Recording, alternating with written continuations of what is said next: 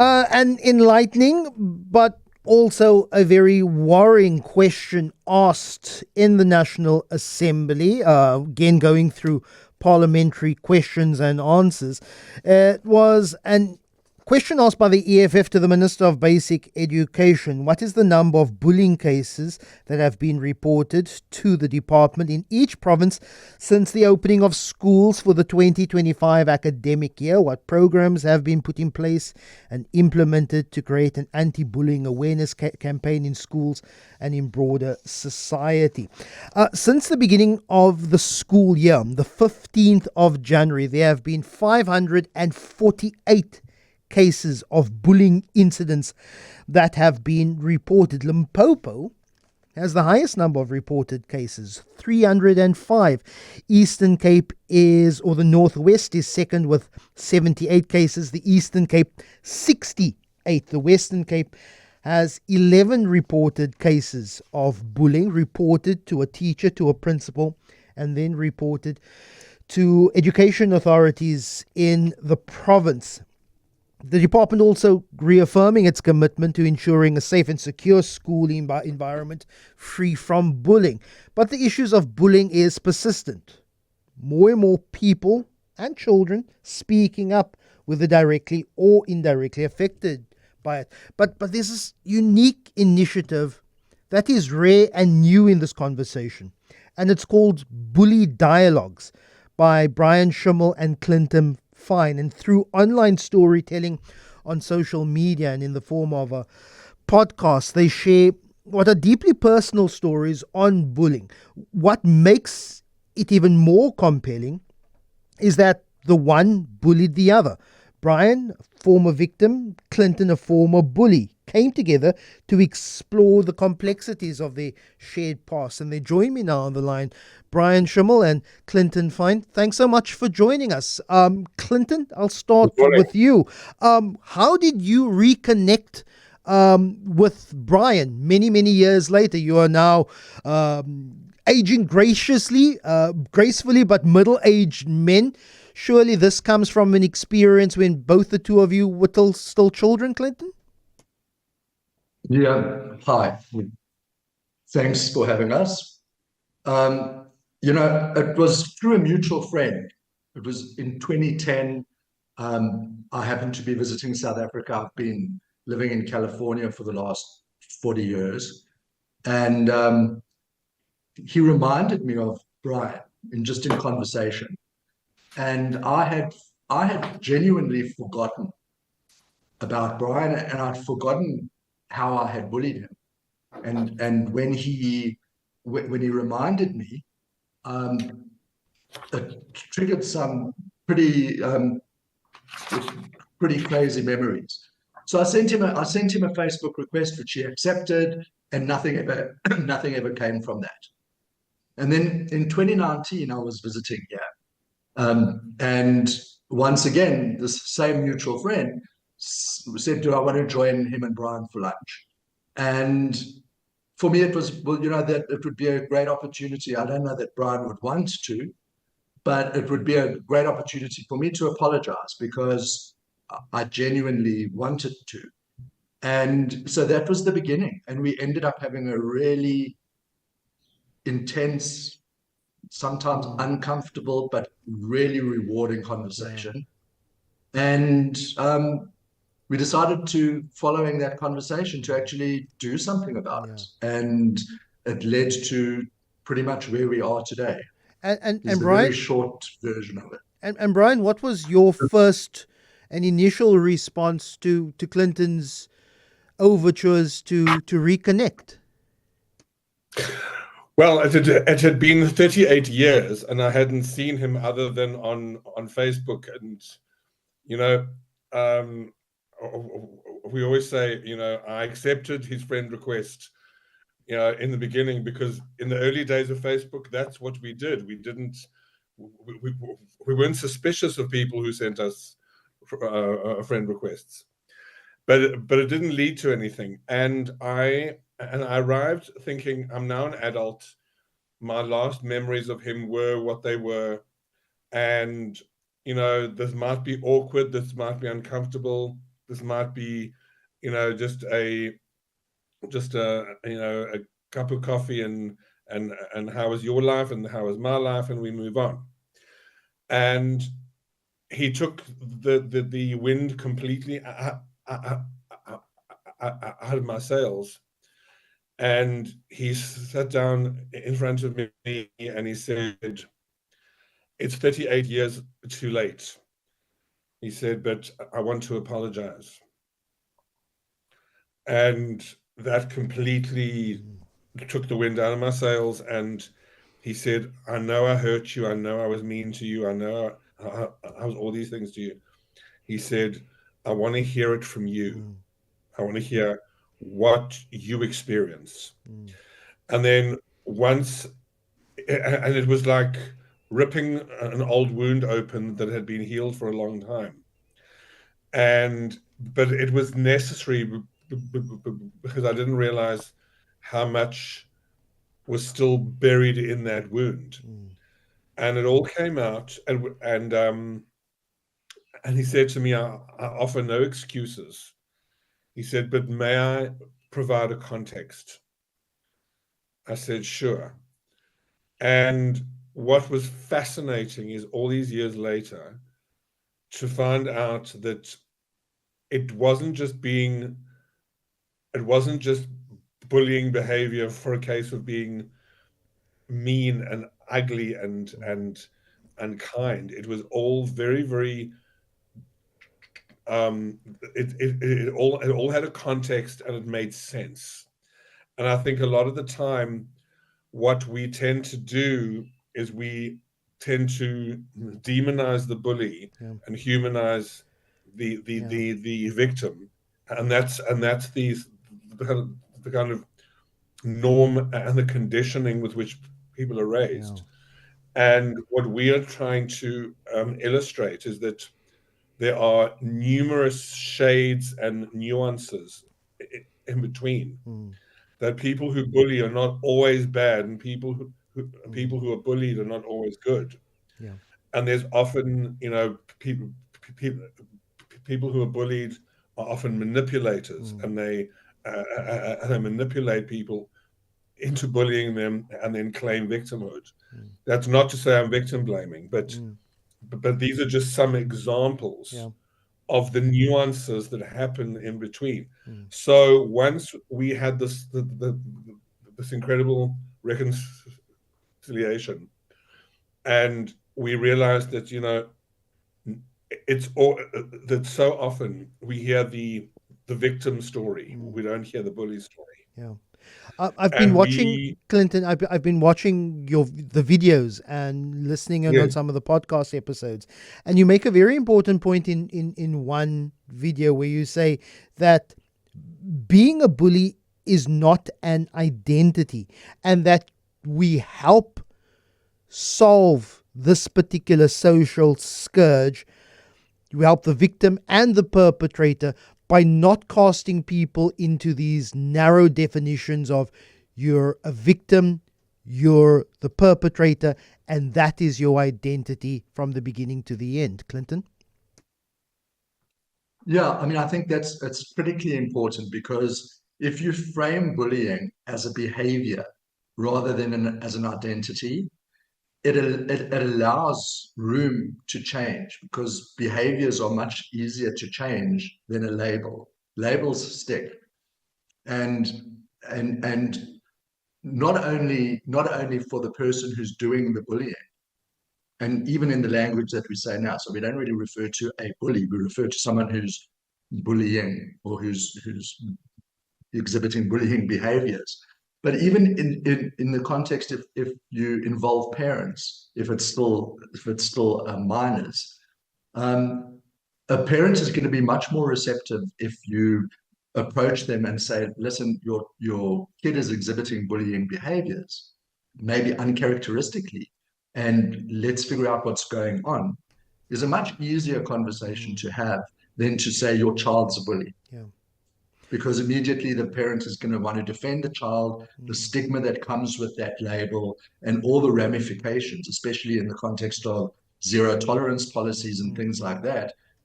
a parent's going to be very reluctant to just admit that their child is a bully. And so we've been really careful to differentiate the behavior from the identity. Bryan, if you Yes. may want to expand, but what was the form of bullying perpetrated against you? If I look at you on my screen now, you're a hunking, good-looking man sitting in a muscle top with biceps bigger than my head, and I think, gosh, who would want to bully Bryan? But of course, this is 38 years ago. This is 38 years ago. You know, if I were to show you some pictures of what I looked like 38 years ago, I mean, I was a skinny little runt. I was not a sportsman. As I always say, I didn't have a great relationship with the ball. I was useless at ball sports. So I didn't. I I had a bad speech impediment, which over years I have worked on and has improved. I mean, obviously this is radio, and your viewers and your listeners can't see this, but that's what I looked like then. Don't worry, we'll put this all online so that our listeners become viewers. I appreciate that. I appreciate that, So Bryan. I had very little self-confidence. I was gay, and very obviously gay, and so not playing sport, being skinny, having a speech impediment, and having no confidence. I was the textbook target for all the jocks. I also wore glasses my whole life until a few years ago when I had surgery on my eyes. So I was what they used to call four eyes. So I mean, I had it all coming at me in every way. But at that time, you know, what we say is, yes, I was bullied 4 decades ago. Why are we looking at this now? Yeah.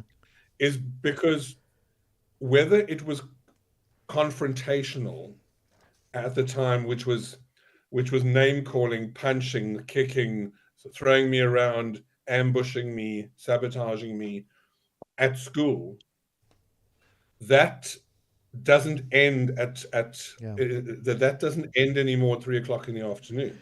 Yeah. That is now 24 hours on social media. Yeah. And so what we always say is that while the period in time might be different, what hasn't changed is the reasons why people bully, the impact on people who are bullied. And what has changed is the means and the method. But all the motivations and the impact that can be years long and decades long of psychological trauma. Mary says, I had the same problem at school, and I brought up the subject a few years ago at a reunion. The feedback was incredible. Realized that children didn't realize they were bullying. They had their own sad stories. You mentioned something earlier, Clinton, that you forgot that you were a bully. Is it normal for bullies to forget? And now maybe add a little bit of a personal story. It's been 21 years since I matriculated, so let's say 25, 26 years ago that I came into being as a precocious, quick-witted kid.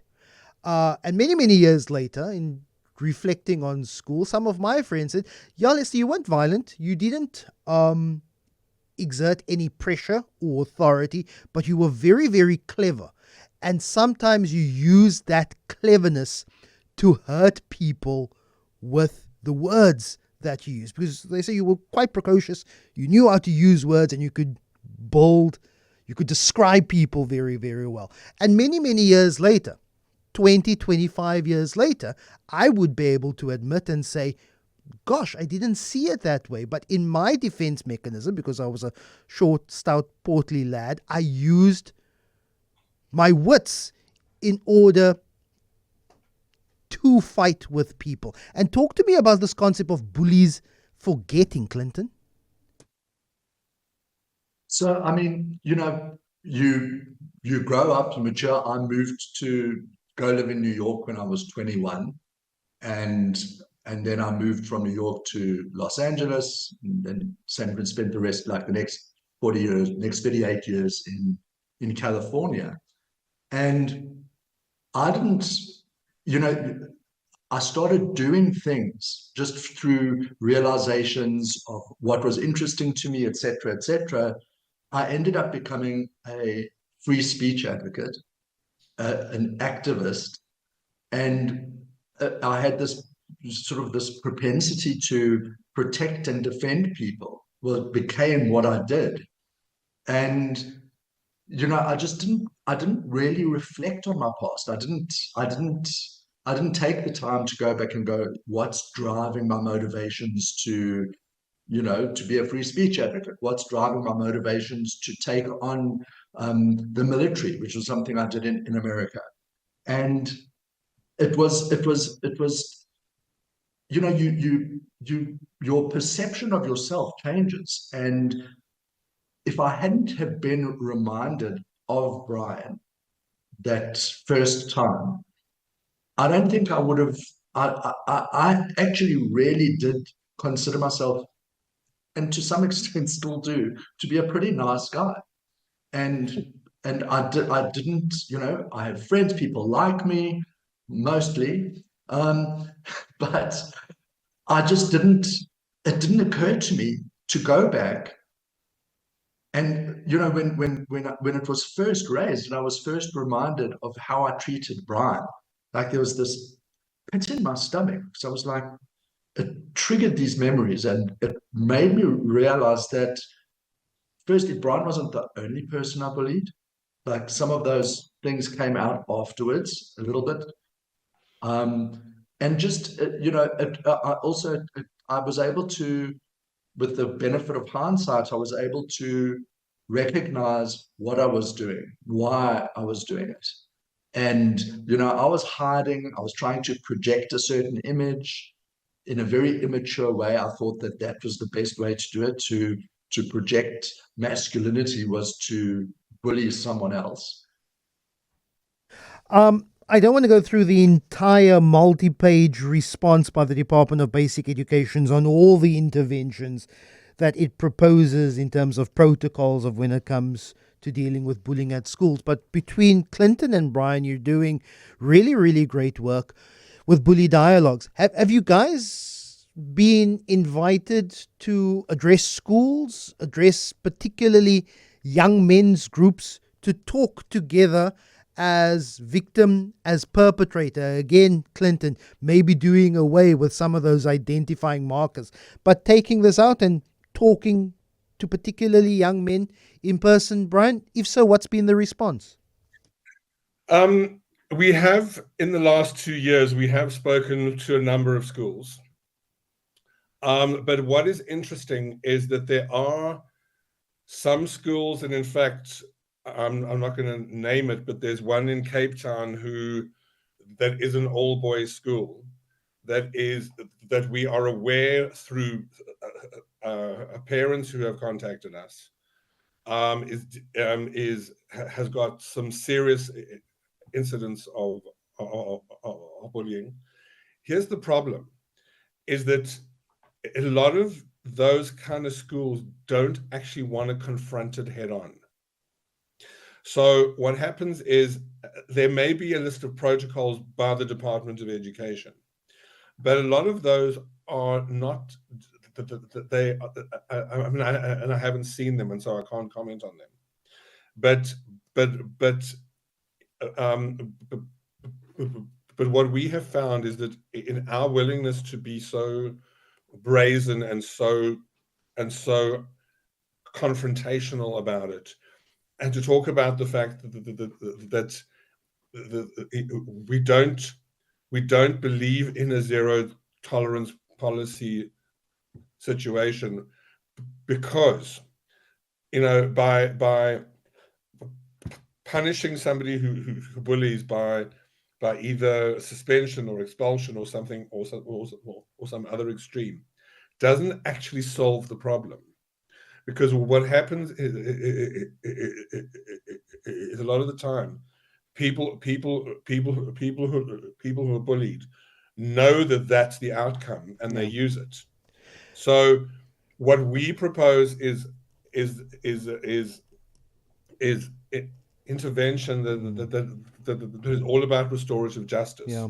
But Clinton, what happens is, apologies, we've lost Clinton, but Brian, we're running out of time. I want to. Okay. Clinton has left the call, but I'll direct this question at you. And someone has said that bullies late in life often have a deep sense of social and moral justice, maybe because they've unconsciously recognized their wrongs and spend the rest of their lives trying to make up for that. In the absence of Clinton, who was your bully. I think he had a connection issue. And so I'd like your response in your conversations with Clinton, and that later in life, Yes. bullies tend to have this very deep sense of social justice. And he's back. Okay, he's back. I'm literally going to spend... Clinton, we have 90 seconds. I want to ask this question of you. Questions come in. Bullies later in life have a deep sense of justice, maybe because they unconsciously recognize their wrongs and spend the rest of their lives trying to make up. Just your thoughts on that particular concept, Clinton? I mean, in my case, I reckon that's true. I've also forgiven myself. I think that this important work, I recognize the value of what we do, and have committed. In fact, it's become a career for both of us. And we spend a lot of time with businesses and with corporations and on the podcasts doing this kind of stuff. But you also have to forgive yourself. Yeah. And you also have to be able to apologize to yourself. Yeah. Clinton, Fein, Bryan Schimmel, unfortunately running out of time, but I want to direct our listeners. Go search Bully Dialogues on YouTube. A couple of episodes up there. Also on TikTok and other social media sites. Bully Dialogues are doing important work. Really appreciate your time. Bryan and Clinton, thanks so much for joining us.